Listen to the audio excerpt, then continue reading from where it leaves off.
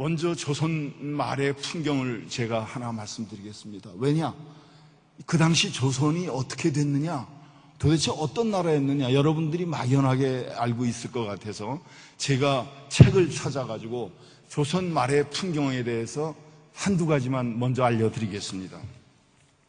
1832년에 영국 상선 에머스토라는 배가 우리나라 저 몽군포, 저 서해, 황해도 서해에 왔습니다. 그때 거기에 선교사가 동승을 했습니다. 이 사람은 독일 개신교 선교사였습니다. 그러니까 1832년이니까 순조 31년입니다. 그래, 이 선교사 이름은 퀴츠 라프입니다. 이 사람이 조선을 어떻게 봤냐? 자기가 북경에 가서 보고서를 낸데 조선에 대한 현실을 이렇게 썼습니다. 조선 사람들은 불결과 빈곤으로 자기 생애를 보내야 하는 끔찍한 거처에서 살고 있었다. 우리가 만난 많은 사람들의 피부는 어김없이 때로 덮여 있었다. 많은 사람들이 몇 달씩 씻지 않아서 이 따위의 해충이, 이 말이죠. 이 따위의 해충이 득실됐다. 우리가 보는 앞에서 해충을 잡아 죽이는 짓을 주저하지 않았다. 살림 도구는 서툴게 빚어졌다. 진흙으로 빚어졌는데 상상할 수 없이 조잡한 종이었다.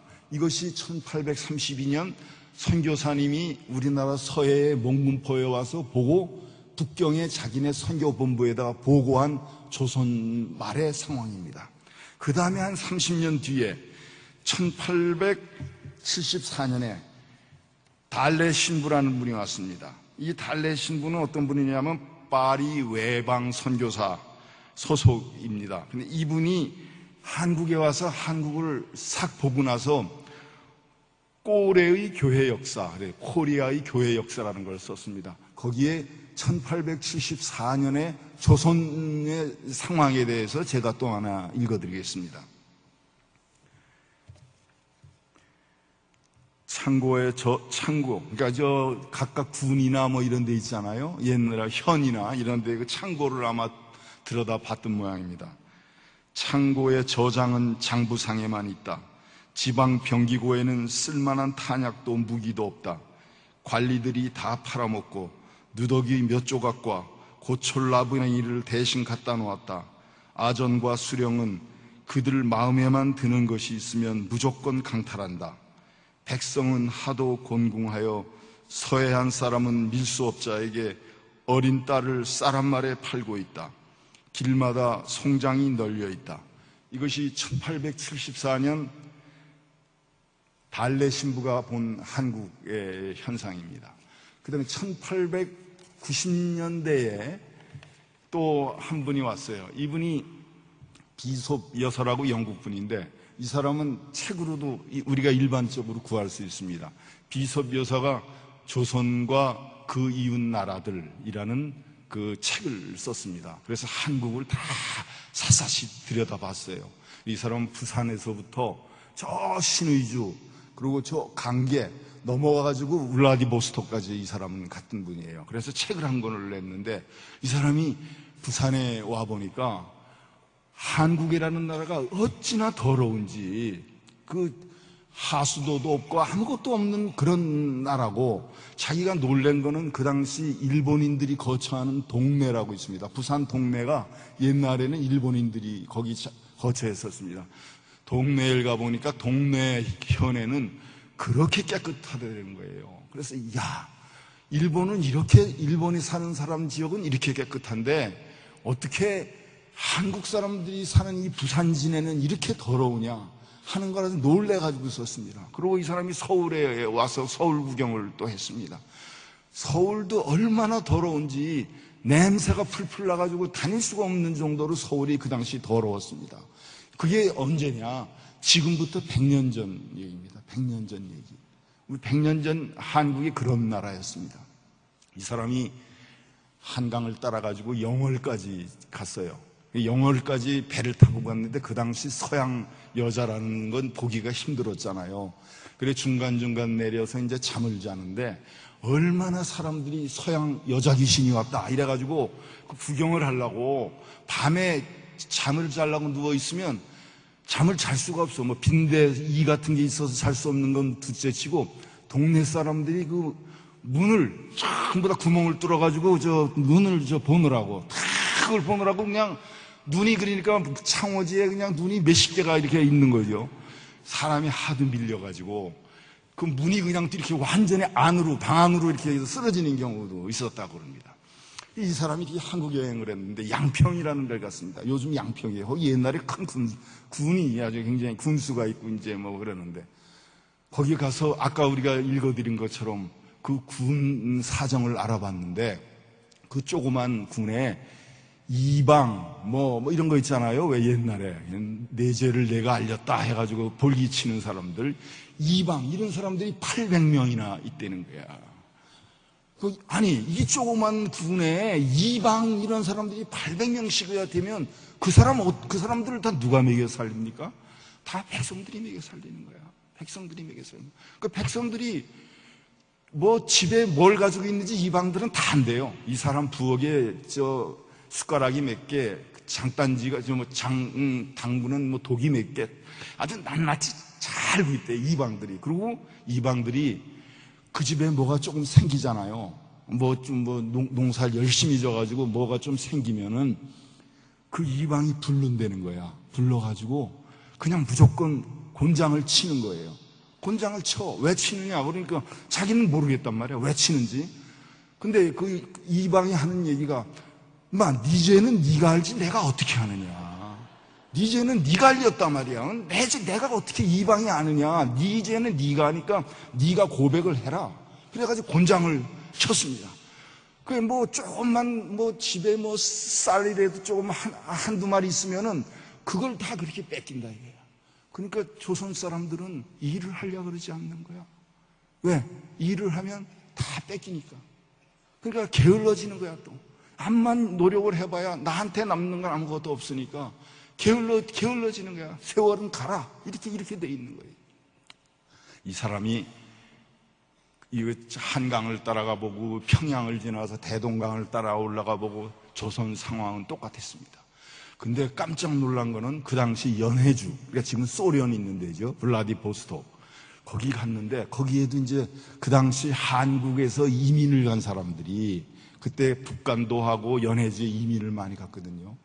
거기를 자기들이 또 둘러봤어요. 조선 사람들이 여기서는 어떻게 사나. 그랬더니 연해주에 살고 있는 조선 사람들을 가보니까 깜짝 놀란 거야.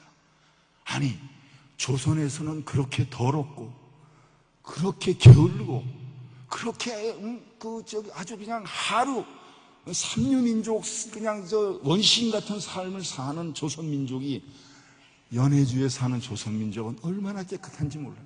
집을 반듯하게 짓고 거기서 열심히 일을 하고 러시아 사람보다 훨씬 더 잘 살고 훨씬 더 깨끗하게 산다 이거예요. 야, 조선민족이 이런 민족이냐? 참 놀랬다. 이거 왜 그럼 연해주에 있는 조선인은 이렇고 왜 조선에 있는 조선인 그러느냐? 그게 뭐냐? 그 나라가 잘못돼서 그렇다 이거야. 아까 말씀드렸듯이 나라가 백성이 뭐만 생기면 볼기를 쳐가지고 다 뺏으니까 일을 안 하는 거야. 근데 그런 나라를 떠나가지고 자기들끼리 모여 사니까 그렇게 잘 사는 거예요.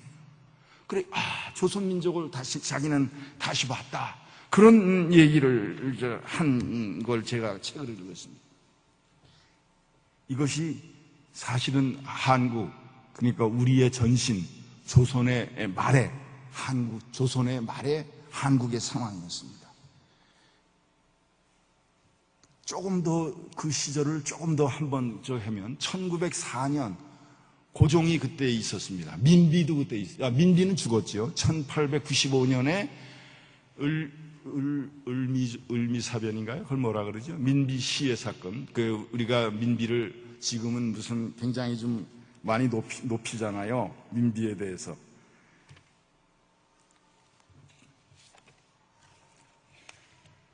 명성황후 뭐 이래가지고 우리가 저기도 오페라 같은 것도 있고 그러는데, 근데 그 당시 왕은 그럼 어땠냐? 왕도 똑같았어요.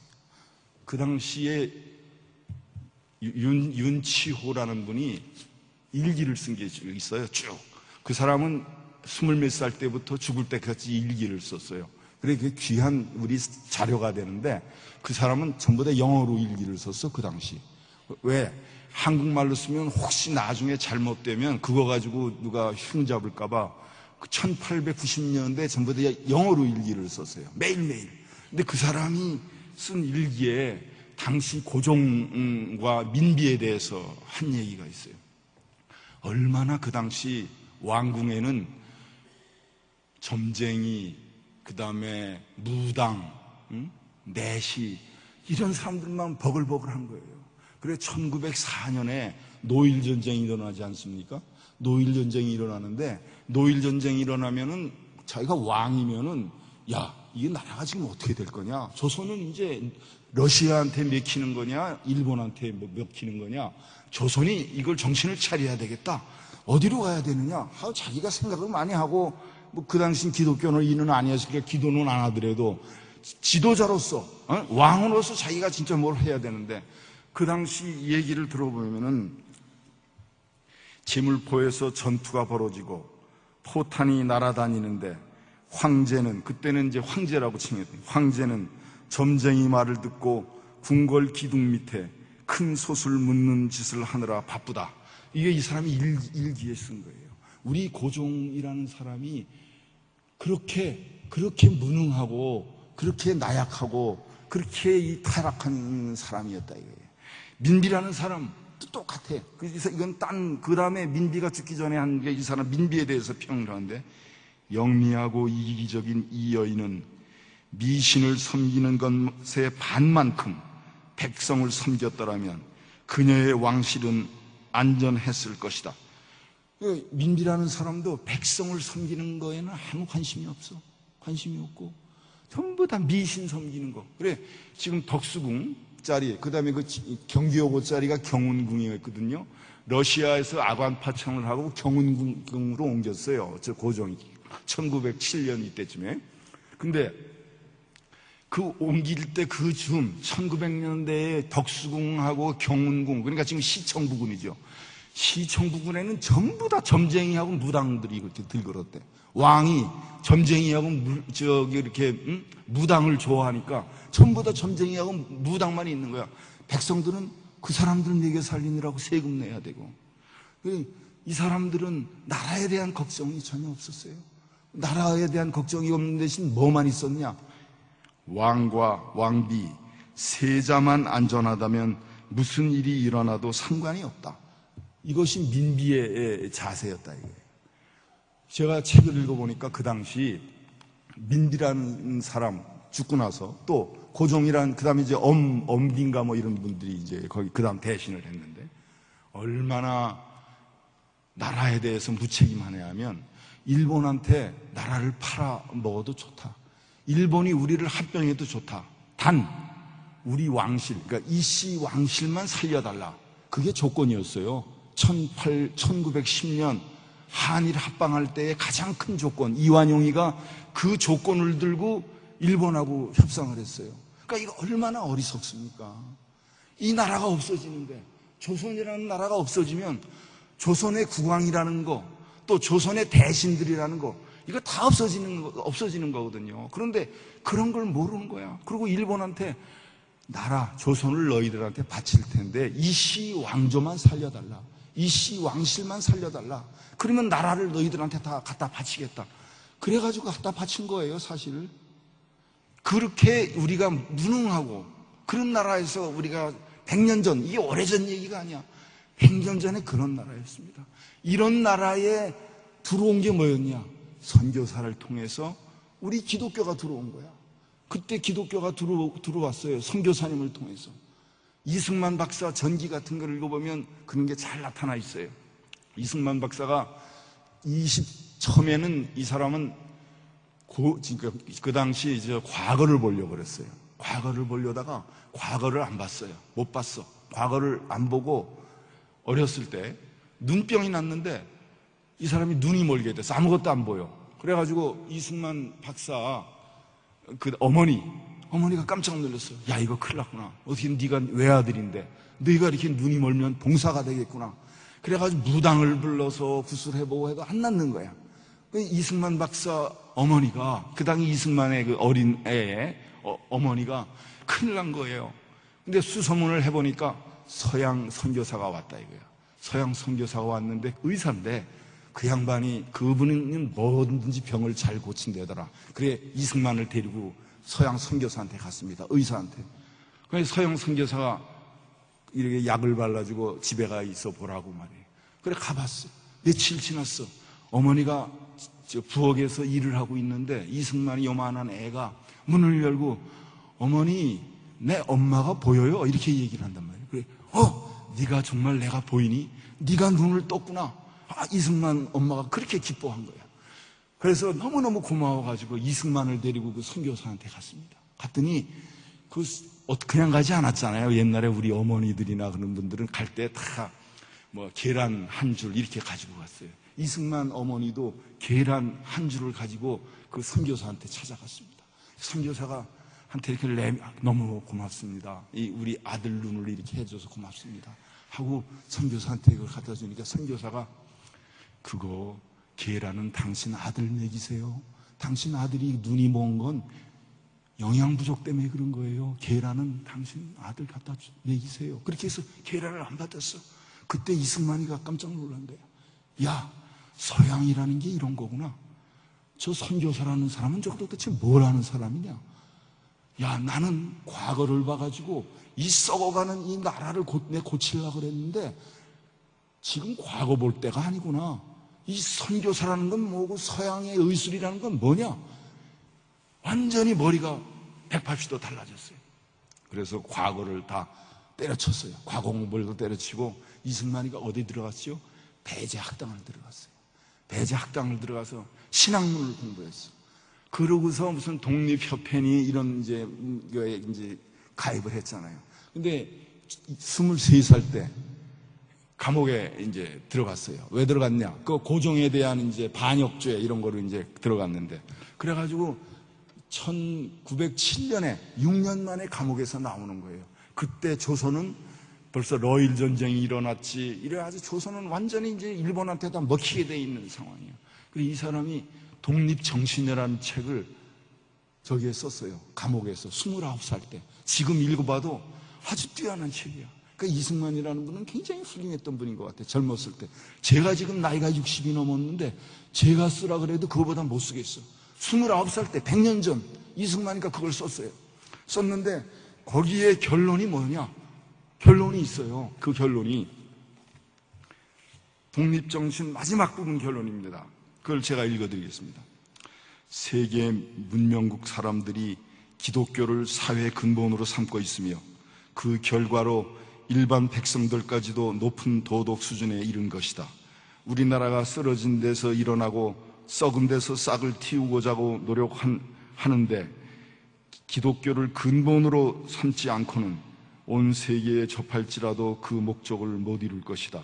그러므로 우리가 기독교를 모든 일의 근원으로 삼아 자신보다 다른 사람을 위해 일하는 자가 되어 나라를 한 마음으로 받들어 우리나라를 영국이나 미국과 동등한 수준에 이룰 수 있도록 최선을 다해야 할 것이다. 건국 4237년 6월 23일, 이게 1904년에 쓴 거예요. 1904년에 이런 글을 쓴 거예요.